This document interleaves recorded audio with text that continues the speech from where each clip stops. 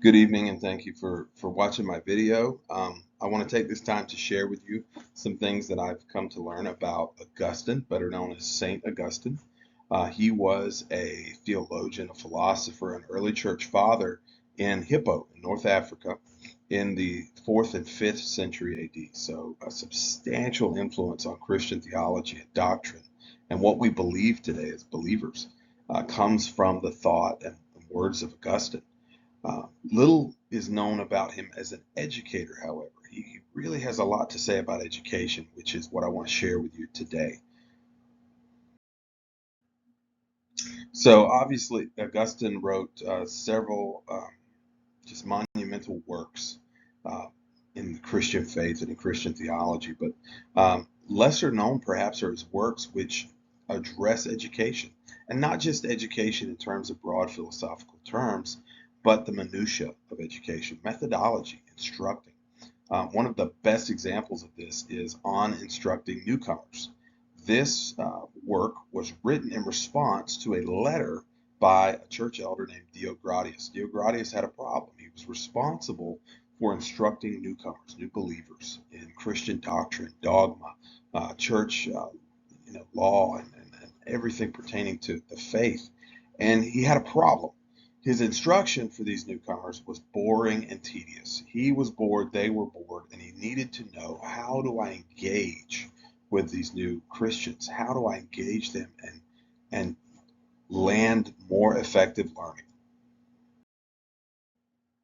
So how did Augustine respond to Diogratius' problem? For Augustine, he really gets into the nitty-gritty of education. He doesn't give this great big overarching idea or philosophy. He gets down to methodology. For him, it wasn't about the what, it's about the how. Content is certainly important, but how you deliver that content is what leads to successful learning. This involves instructor disposition. Um, Students don't need to be intimidated by the instructor. They need to be engaged by the instructor. Learning environment. Learning environment was so important by creating an environment where students were free from distraction, where students were comfortable reasonably to be able to concentrate on learning. Presentation of material. Augustine really believed in tailoring your presentation to the student, adjusting your delivery to match the student. And then finally, knowing your students, knowing their past experience, knowing their education level, so that you're better able to serve them, because that's ultimately what should decide the how. And of course, all of this instructional methodology and everything else from Augustine, it comes from his philosophy of education. And Augustine experienced a shift in his perspective towards education in his life. Early on, when he was that celebrated teacher of rhetoric, he believed education was kind of a golden path to truth.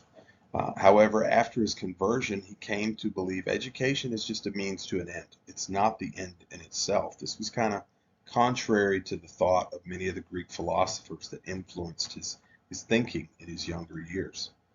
He came to believe that truth is found in God's word. That's the only place for it. It can't be found anywhere apart from there. And so this informed him to not devalue education, but look at education differently. Education was more for equipping. He believed that Christians had a responsibility to educate themselves because he believed the world was going to take advantage of knowledge and wisdom. So Christians have a responsibility to do so as well. And this also informed what he viewed as successful learning. Successful learning wasn't just rote knowledge. Successful learning was genuine, authentic change in a person's actions and deeds and words. So how can we take what we've learned about Augustine and apply it to today? What makes Augustine relevant for today? Well, first was his emphasis on relationship. He really believed in connection between students and teachers. Teachers not only knowing students, but allowing students to know them.